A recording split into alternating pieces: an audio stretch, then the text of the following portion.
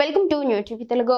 దేశంలో రసాయనాలతో కూడిన ఆహార ఉత్పత్తుల వల్ల ప్రజల ఆరోగ్యం తీవ్రంగా దెబ్బతింటుందని, చివరికి మామిడికాయ తినాలన్నా భయపడే పరిస్థితి నెలకొందని కేంద్ర మంత్రి బండి సంజయ్ ఆందోళన వ్యక్తం చేశారు. కరీంనగర్ జిల్లా జమ్మికుంటలో కిసాన్ మోర్చా ఆధ్వర్యంలో జరిగిన రైతు సమ్మేళనంలో ఆయన మాట్లాడారు. హైదరాబాద్ లో పాలు తాగి తాను 3 రోజులు ఆసుపత్రి పాలైన విషయాన్ని ఈ సందర్భంగా గుర్తు చేసుకున్నారు.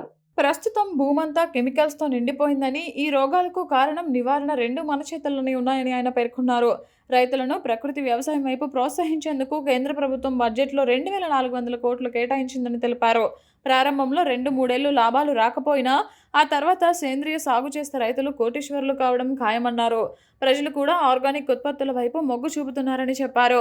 యూరియా సబ్సిడీ కోసం బడ్జెట్లో 2 లక్షల కోట్లు ఖర్చు చేస్తున్నామని, అందులో 1.20 లక్షల కోట్లు విదేశాల నుంచి యూరియా దిగుమతికే వెచ్చించడం బాధాకరమన్నారు.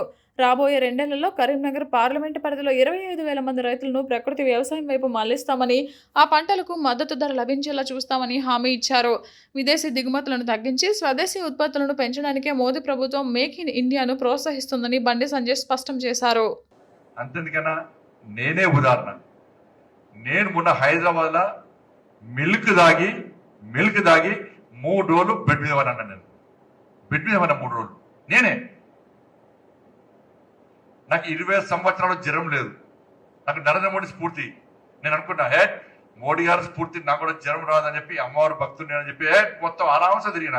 లాస్ట్ మొన్న హైదరాబాద్ బయటికి వెళ్ళేస్తే పాలు తాగిన 3 రోజులు బెడ్ మీద పడ్డా.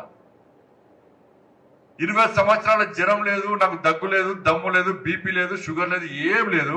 ఇవాళ తప్పెవరు చేయాలా? నాదే.